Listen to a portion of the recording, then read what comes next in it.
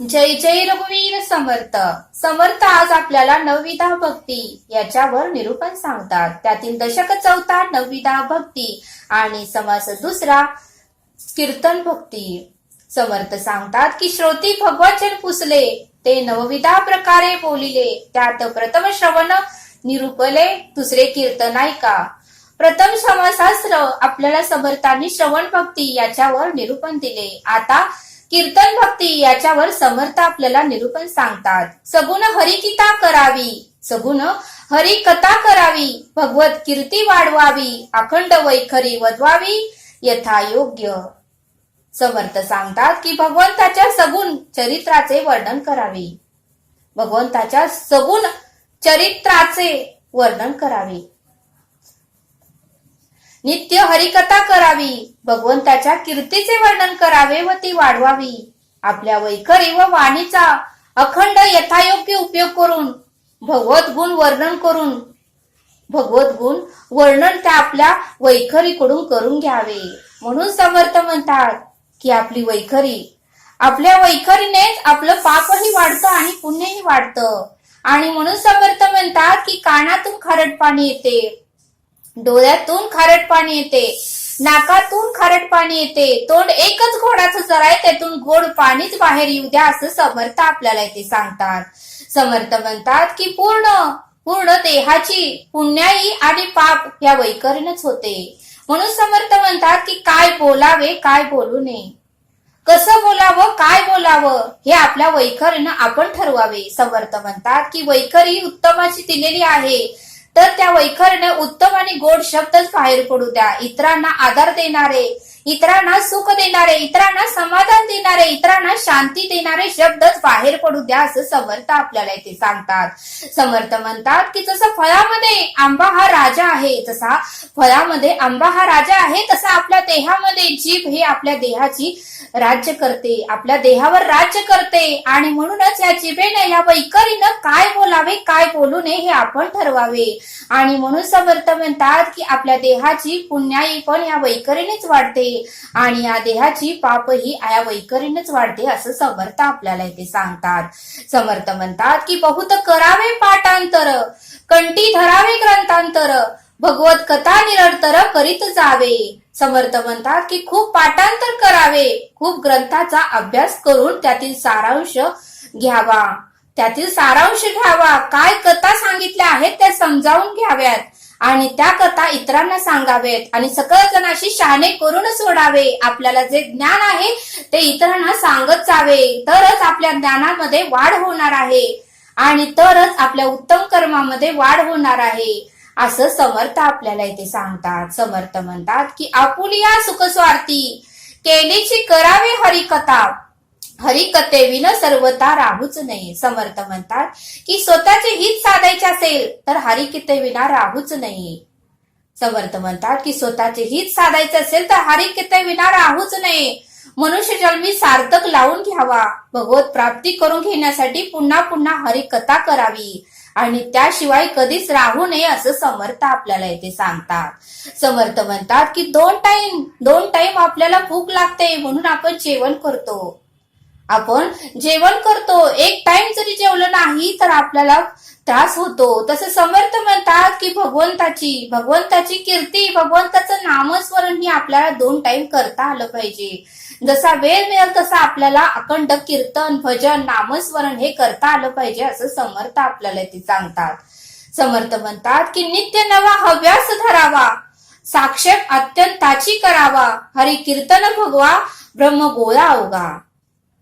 समर्थ म्हणतात की हरिकथेत रोज नित्य नवा रस उत्पन्न होईल असा हव्यास धरावा, त्यासाठी खूप प्रयत्नही करावा व संपूर्ण ब्रह्मांड हरिकीर्तनाने दुमदुमून सोडावे. संपूर्ण ब्रह्मांड हे हरिकीर्तनाने दुमदुमून सोडावे असं समर्थ आपल्याला इथे सांगतात. समर्थ म्हणतात की घडीने घडी काळ आयुष्य नेतो, देहांती तुला कोण सोडू पाहतो. म्हणून हे जीवन आहे तोपर्यंत आपल्याला सार्थक करता आलं पाहिजे. संत लोकांनी आपल्या जीवनाचं सार्थक केलं कारण त्यांना कळालं की संसारात काहीही सार नाही, संसारामध्ये काहीही सार नाही. त्यांनी असार ते जाणून त्यागलं आणि सार ते शोधून घेतलं. त्याने आसार ते जाणून टाकलं आणि सार ते शोधून घेतलं. आणि म्हणून संत तुकाराम महाराज कोठेही पांडुरंगाचे मंदिर दिसले की अखंड कीर्तन सुरू करायचे. तहान भूक सगळीच त्यांना विसर पडायचा. तहान भूक या सगळ्यांचाच त्यांना विसर पडत होता. त्यामुळे संत तुकारामाची कीर्ती आजही आहे आणि अखंड अशीच राहणार आहे असं समर्थ आपल्याला इथे सांगतात. समर्थ म्हणतात की संत ज्ञानेश्वर, संत एकनाथ महाराज, संत नामदेव, तर संत चोखामेळा, गोरा कुंभार, नरहरी सोनार अखंड कीर्तन केलं. यांनी अखंड भजन केलं, नामस्मरण केलं आणि भक्ती करून या भवसागरातून तरुण गेले. परमेश्वराच्या चरणाशी हे एकरूप झाले असं समर्थ आपल्याला इथे सांगतात.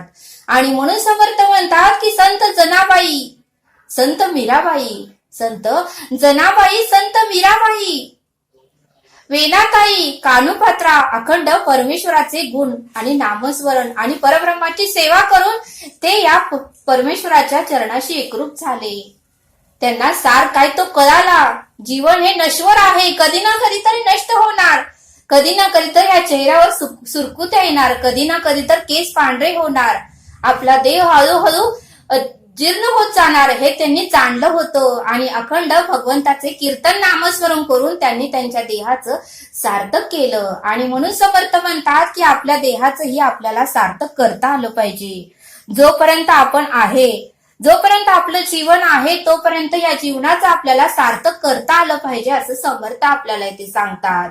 म्हणून समर्थ म्हणतात की मनापासून आवडी, जीवापासून अत्यंत गोडी, सदा सर्वदा तातडी हरिकीर्तनाची अगदी मनापासून आवड असावी, त्याची गोडी अगदी जीवाभावापासून असावी आणि सदा सर्वदा हरिकीर्तनाचा उत्कंठ असावा असं समर्थ आपल्याला इथे सांगतात. समर्थ म्हणतात की या सृष्टीची रचना कोणी केली, या सृष्टीतील प्रत्येक जीवाची काळजी कोण करतं याचा आपण विचार केला पाहिजे. या सृष्टीवरील प्रत्येक जीवाची काळजी परब्रह्म करतो आणि सृष्टीतील एक एक जीव जेवल्याशिवाय परब्रह्म जेवत नाही. या सृष्टीतील एक एक जीव जेवण केल्याशिवाय परब्रह्म जेवत नाही.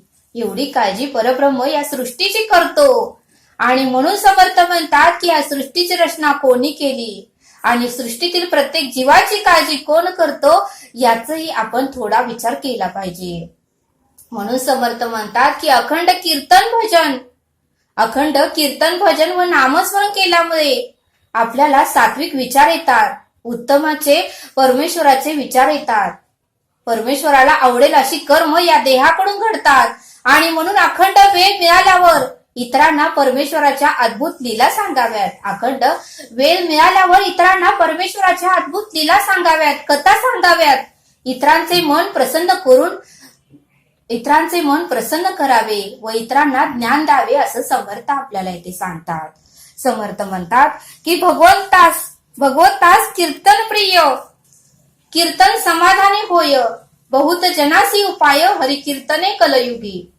समर्थ म्हणतात की भगवंतास कीर्तन अत्यंत प्रिय आहे, कीर्तनानेच समाधान प्राप्त होते. भगवंतास कीर्तन अत्यंत प्रिय आहे आणि या कीर्तनाने समाधान प्राप्त होते.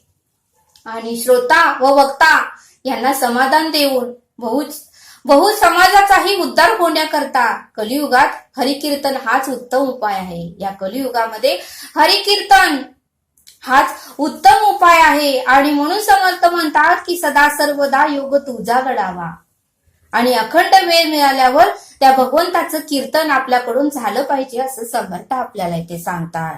समर्थ म्हणतात की विविध विचित्र ध्याने वर्णावी अलंकार भूषणे, ध्यान मूर्ती अंतकरणे लक्षुनी कथा करावी. भगवंताच्या विविध आणि अद्भुत रूपाचे वर्णन करावे, त्याच्या वस्त्र अलंकाराचे भूषणाचे वर्णन करावे, त्याचं मनोभावे कौतुक करावे, अंतकरणातून त्याचं ध्यान धरावे आणि भगवंताचं अंतकरणातून अखंड नामस्मरण करावे. आपण अखंड नामस्मरण केलं तर भगवंताला आपली काळजी लागते. ह्याला काय दुःख आहे, ह्याला काय त्रास आहे याचा विचार भगवंत करत राहतो. आणि म्हणूनच समर्थ म्हणतात की अखंड भगवंताचं ध्यान आपल्या देहाकडून झालं पाहिजे असं समर्थ आपल्याला इथे सांगतात.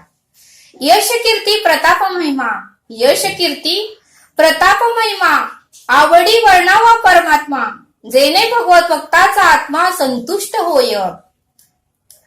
समर्थ म्हणतात की भगवंताचं यश व त्याची कीर्ती, भगवंताची यश व त्याची कीर्ती, त्याचा प्रताप व महिमा अत्यंत आवडीने अशा प्रकारे वर्णन करावा. आवडीने त्याचे वर्णन करावे, जेणेकरून तो ऐकत असता भगवत भक्ताचा आत्मा संतुष्ट होईल. जेणेकरून तो ऐकत असता भगवत भक्ताचा आत्मा संतुष्ट होईल. अशा त्या भगवंताचा यश, कीर्ती, प्रताप, महिमा याचा आपण वर्णन करावा व इतरांनाही सांगून करून शहाणे करावे असं समर्थ आपल्याला इथे सांगतात. कथा अन्वय लपनिका, नामघोष कर्तरिका, प्रसंगी बोलाव्या अनेका, धातुमाता नेमस्त. समर्थ म्हणतात की भगवत कथा सांगताना सुसंगती असावी, शब्द पंडित वक्तृत्व असावे, टाळ्या वाजवून नामघोष करत योग्य प्रसंगी ताल जुळून तानही घ्याव्यात, मात्र त्याचे प्रमाण मर्यादित असावे. समर्थ म्हणतात की ताल मृदुंग हरिकीर्तने, संगीत नृत्य तान मान, नाना कथानु साधन तुटेचे नेदाव्या. समर्थ म्हणतात की हरिकीर्तनात रंग भरण्यासाठी टाळ मृदुंग, संगीत, नृत्य, तानमान याचा उपयोग करावा. हरिकीर्तनात रंग भरण्यासाठी टाळ मृदुंग, संगीत, नृत्य, तानमान याचा उपयोग करावा. पण या सगळ्यांमध्ये कथेचा मागचा व पुढचा संबंध तुटणार नाही याचीही काळजी घ्यावी असं समर्थ आपल्याला इथे सांगतात. करुण कीर्तनाचा लोटे, कथा करावी घडघडाटे, श्रोतियांचे श्रवण पुटे आनंदी भरावी. समर्थ म्हणतात की कथा सांगताना करुण रसाचा आविष्कार व्हावा, करुण रसाचे लोट व्हावीत अशी खणखणीत आवाजात हरिकीर्तन आणि वातावरण दणाणून टाकावे, श्रोतांचे कान तृप्त करावे असं समर्थ आपल्याला इथे सांगतात. समर्थ म्हणतात की रावणाच्या लंकेमध्ये राहून मंदोदरी व विभीषणाला श्रीराम प्रभू साक्षात परमेश्वर आहेत, साक्षात श्रीराम प्रभू परमेश्वर आहेत हे कळाले. पण रावणाला मात्र प्रत्यक्ष प्रभू श्रीराम प्रभू हे परमेश्वर आहेत हे मात्र कळाले नाहीत असं समर्थ आपल्याला इथे सांगतात. आणि म्हणून समर्थ म्हणतात की रावणाच्या लंकेत राहून मंदोदरी व विभीषणाला कळाले की श्रीराम प्रभू साक्षात परमेश्वर आहेत. रावणाच्या लंकेत राहून मंदोदरी व विभीषण अखंड श्रीरामाचे नामस्मरणच करत होते. म्हणून समर्थ म्हणतात की आपल्यालाही भगवंताची ओळख घेता आली पाहिजे, परब्रह्माची ओळख घेता आली पाहिजे आणि त्याचे गुण वर्णन आपल्याला करता आलं पाहिजे असं समर्थ आपल्याला इथे सांगतात. कंप रोमाचे स्मुराने, प्रेमाश्रहित गाणे, देवदारी लोटांगणे नमस्कार घालावे. समर्थ म्हणतात की कंप रोमाचे स्मुराने, प्रेमाश्रू इत्यादी अष्ट सात्विक भाव प्रगट होतील अशा प्रकारे कथा करावी, देवाद्वारी लोटांगणे व नमस्कार घालावी. पदे दोहडे श्लोक, प्रबंध घाटी मुद्रा अनेक छंद, वीर पटिंब विनोद प्रसंग करावी. प्रसंगानुसार पदे दोह श्लोक, प्रबंध धाटी, मुद्रा अनेक छंद निर्माण करणारे भाषण व विनोद याचाही उपयोग करावा. नाना नवरसिक शृंगारिका, गद्य पद्याचे कौतुक, नाना वाचने प्रस्ताविक, शास्त्राधारे बोलावी. कथेमध्ये शृंगार सकट नवरस असावेत, उत्तम गद्य पद्य वाड्मय बोलावे, शस्त्राधारे प्रसंगाला अनुसरून नाना वचने बोलावीत असं समर्थ आपल्याला इथे सांगतात. भक्ती ज्ञान वैराग्य लक्षण, नीती न्याय स्वधर्म रक्षण, साधन मार्ग अध्यात्म निरूपण प्रांजळ बोलावे. समर्थ म्हणतात भक्ती व ज्ञान वैराग्य याची लक्षणे न्याय नीतीपूर्वक व स्वधर्म रक्षण अध्यात्मशास्त्रपूर्वक साधन पद्धती स्पष्टपणे समजावून सांगाव्यात. प्रसंगे हरिकिता करावी, सगुण कीर्ती धरावी, निर्गुण प्रसंगे वाढवावी अध्यात्म विद्या. प्रसंग पाहून कीर्तनाचा विषय निवडावा. समर्थ म्हणतात की प्रसंग पाहून कीर्तनाचा विषय निवडावा. सगुणाचा प्रसंग असेल तर भगवंताचे सगुण चरित्राचे कीर्तन व वर्णन करावे. निर्गुणाचे प्रसंग असेल तर अध्यात्माचे निरूपण करून अध्यात्म विद्या वाढवावी, असं समर्थ आपल्याला ते सांगतात. पूर्व पक्ष त्यागुनी सिद्धांत निरूपण करावे नेमस्त. बहुधा बोलणे अव्यस्त बोलूच नाही.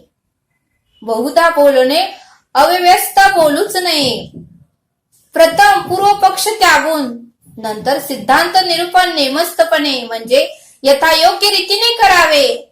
शक्यतो विषयाला सोडून अस्तव्यस्त बोलूच नाही. शक्यतो विषयाला सोडून अस्तव्यस्त बोलूच नाही असं समर्थ आपल्याला ते सांगतात.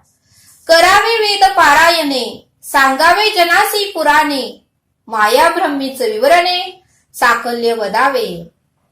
समर्थ म्हणतात की वेदाचे पारायण करावे, लोकांना पुराण सांगावे. वेदांचे पारायण करावे, लोकांना पुराण सांगावे. तसेच माया ब्रह्म या संबंधित संगोपंग विवरण करावे असं समर्थ आपल्याला इथे सांगतात. समर्थ म्हणतात की ब्राह्मणे रक्षावे आदरे उपासनेचे भजनाद्वारे गुरुं परंपरा निर्धारे चलूच नेदावी. समर्थ म्हणतात की ब्राह्मण धर्माचे आदराने रक्षण करावे. ब्राह्मण धर्माचे आदराने रक्षण करावे. भगवंताची उपासना भजनाद्वारे रक्षण करावी. भगवंताची उपासनावर त्याचे रक्षण करावे आणि आपली गुरु परंपरा निर्धाराने टिकवून धरावी. तीस बाधा येऊ देऊ नये. त्या गुरु परंपरेला कुठल्याही प्रकारची बाधा येऊ देऊ नये असं समर्थ आपल्याला इथे सांगतात. करावे वैराग्य रक्षण रक्षावे ज्ञानाचे लक्षण. परमदक्ष विचक्षण सर्व ही सांभाळी. वैराग्याचे रक्षण करावे, ज्ञानाचे लक्षण सांभाळावे. जो अत्यंत सावध व विचारवंत वक्ता असतो त्याला हे सारे जमते असं समर्थ म्हणतात. कीर्तन ऐकता संदेह पडे सत्य समाधान ते घडे. सत्य समाधान ते उडे. नीती न्याय साधन मोडे ऐसे न बोलावे. समर्थ म्हणतात की कीर्तन ऐकून श्रोत्यांच्या मनात संदेह उत्पन्न होईल आणि खरोखरच त्याचे समाधान नष्ट होईल. तसेच नीती न्याय व साधन यात बाधा येईल असे वक्त्यांना काहीही बोलू नये. कीर्तन ऐकून श्रोत्यांच्या मनात संदेह उत्पन्न होईल, खरोखरच त्यांचे समाधान नष्ट होईल. नीती व न्याय साधन यात बाधा येईल असे वक्त्यांना काहीही बोलू नये, काहीही सांगू नये असं समर्थ आपल्याला इथे सांगतात. सगुण कथा नाव कीर्तन अद्यत्त म्हणजे निरूपण. सगुण साक्षात निर्गुण सगुण रक्षुण निर्गुण बोलत जावे. सगुण कथेलाच कीर्तन असे म्हणतात. अदत्ताचे प्रतिपादन किंवा स्पष्टीकरण याला निरूपण म्हणतात. कीर्तनाकारण सगुणाचे महत्व रक्षुण निर्गुणाचे प्रतिपादन करावे. समर्थ म्हणतात की असो वक्र तत्वाचे अधिकार असो वग्र तत्वचा अधिकार अल्पासन घडे सत्योत्तर. वक्ता पाहिजे साचार अनुभवाचा. जो अल्पबुद्धीचा आहे, ज्याला अनुभवच नाही, वक्तृत्व नाही, सर्व प्रकारे जो उन्हाचा आहे, त्याला वक्तृत्वाचा अधिकारच नसतो. जो खरोखरच अनुभवी असेल तोच वक्ता होऊ शकतो असं समर्थ आपल्याला इथे सांगतात. सकळ रक्षण ज्ञान सांगे जेणे विज्ञान न भंगे. उत्तम सन्मार्ग लागे प्राणी मंत्रासी. समर्थ म्हणतात की असा अनुभवी वक्ता सर्वांचे रक्षण करून ज्ञानाचे निरूपण करतो. ते अशा प्रकारे करतो की वेद ज्ञानाचा भंग न होता प्राणी मंत्रांनी सन्मार्गास प्रवृत्त व्हावे असे तो निरूपण सांगतो. समर्थ म्हणतात की असं हे सकळ सोडून करावे गुणानुवद कीर्तन. या नाव भगवत भजन दुसरी भक्ती. असं हे सर्व राहू नये. असं हे सर्व राहू द्यावे. भगवंताच्या गुणानुवादाचे वारंवार कथन गायन करावे. याला दुसरे भगवत भजन किंवा कीर्तन भक्ती असे म्हणतात. कीर्तन महादोष जाती कीर्तन होय उत्तम गती. कीर्तन भगवत प्राप्ती यदर्थी संदेह नाही. समर्थ म्हणतात की कीर्तनाने मोठे दोष नाहीसे होतात. कीर्तनाने उत्तम गती मिळते. एवढेच नव्हे तर या कीर्तनाने भगवंताची प्राप्तीही होते. यात मात्रही तुम्ही संदेह घेऊ नका असे समर्थ म्हणतात. कीर्तन वाचा पवित्र, कीर्तन होय सत्पात्र, हरी कीर्तने प्राणी मात्र सुशील होता, कीर्तनाने वाणी पवित्र होते, कीर्तनाने माणूस सत्पात्र बनतो आणि ह्याच कीर्तनाने सर्व भाविक श्रोते सदाचारी बनतात आणि त्यांचे कर्मही उत्तम घडतात आणि त्यांच्या कर्मामध्ये वाढ होते आणि उत्तमचे कर्म त्यांच्याकडून घडतात असे समर्थ आपल्याला ते सांगतात. कीर्तने अव्यग्रत घडे, कीर्तने निश्चय सापडे, कीर्तन संदेह पुढे श्रोती भक्ती यांचा, कीर्तनाने एकाग्रता साधते, याच कीर्तनाने भगवत प्राप्तीचा निश्चय दृढ होतो आणि कीर्तनाने श्रोत्यांच्या व वक्त्यांचा सर्व संशय नष्ट होतो आणि म्हणूनच अखंड त्या भगवंताचं कीर्तन करावं असं समर्थ म्हणतात. सदा सर्वदा हरी कीर्तने ब्रह्मश्रुत करी आपण, तेने नारद त्याची नारायण बोलिजेत आहे.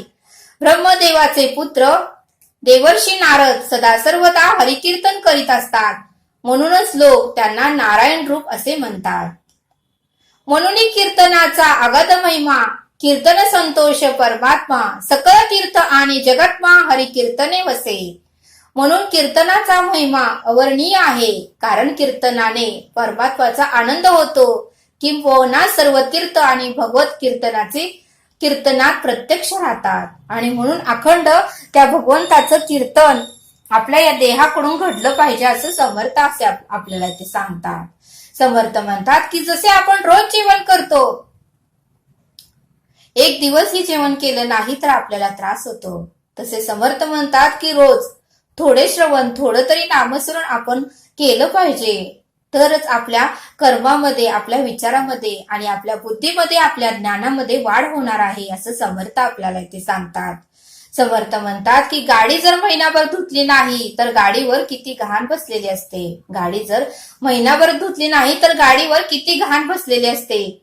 15 दिवस जर कपडे धुतले नाही तर कपडे घाण होतात. शेताकडे जर 6 महिने आपण लक्ष दिलं नाही तर गवत वाढतंय. म्हणून समर्थ म्हणतात की घर वर्षानुवर्ष स्वच्छ केले नाही तर घाण होते. तसं समर्थ म्हणतात की देहाचे आणि मनाचेही तसंच आहे. आपल्या देहाचे आणि मनाचेही तसेच आहे. जर आपण नामस्मरण, भजन, कीर्तन केले नाही तर 8 विषयांची घाण आपल्या मनावर साठणार आहे. म्हणून आपल्याकडे रोज नामस्मरण आणि कीर्तन आपल्या देहाकडून घडलं पाहिजे. जरी जास्त नसे नाही का, आपण निदान थोडं तरी 2 टाइम तरी या देहाकडून नामस्मरण घडलं पाहिजे असं समर्थ आपल्याला इथे सांगतात. समर्थ म्हणतात की जेवढे नामस्मरण करू तेवढे आपण आपल्या कर्मामध्ये चमकणार आहोत. परमेश्वराचे सतत आपल्याकडे लक्ष राहील आणि म्हणून त्या ईश्वराचा आपल्याला कौतुक करता आलं पाहिजे. म्हणून समर्थ म्हणतात की आपण भगवंताचे चिंतन करायचे. भगवंत आपली चिंता करतो, आपली काळजी करतो. समर्थ म्हणतात की आपले ज्ञान स्वतःपुरते ठेवू नका, इतरांनाही सांगावे, सर्वांना शहाणे करून सोडावे. त्यामुळे आपल्या ज्ञानामध्ये, आपल्या कर्मामध्ये, आपल्या बुद्धीमध्ये वाढ होणार आहे असं समर्थ आपल्याला इथे सांगतात. समर्थ म्हणतात की आपल्याला नवीन कपडे घालायला आवडतात, हॉटेलमध्ये जेवण करायला आवडते, फिरायला जायला आवडते, मोबाईल बघायला आवडतो, नाटक, सिनेमा पाहायला आवडतं. मग परमार्थ का आवडत नाही? श्रवण का आवडत नाही? नामस्मरण का आवडत नाही? म्हणून समर्थ म्हणतात की नामस्मरण, श्रवण, कीर्तन हे 72 रोगावर औषध आहे. म्हणून आपल्याकडून अखंड त्या भगवंताचं नामस्मरण झालं पाहिजे असं समर्थ आपल्याला इथे सांगतात.